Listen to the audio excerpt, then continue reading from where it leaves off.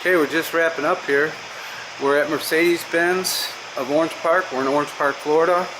This shows you how their tool room turned out. We installed the tool panel system to this tool room. We hung all their tools up in a numerical sequence. We also put Toolsguard on it, so every tool has a QR code, has a place.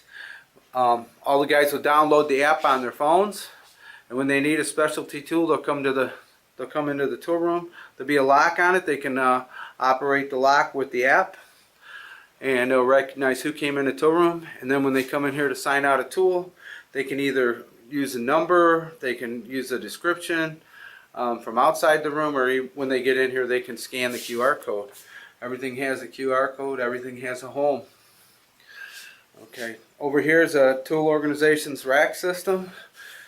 These are the people you contact. Here's the phone number for toolorg.com, and you can find out. They'll give you an evaluation of your tool room, get a free estimate. Back there we reinstall the crews for them. This shows you their panels. Everything is labeled nice. Okay, over here are their shelves.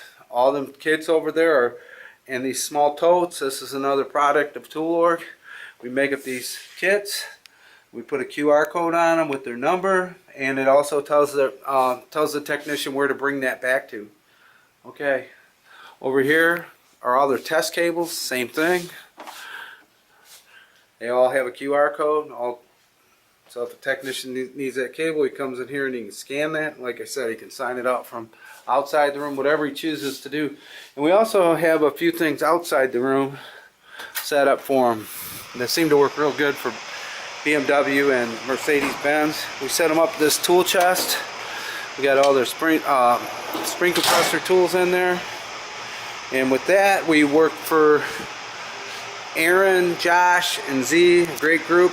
And we're going to go ahead and we're going to shut her down.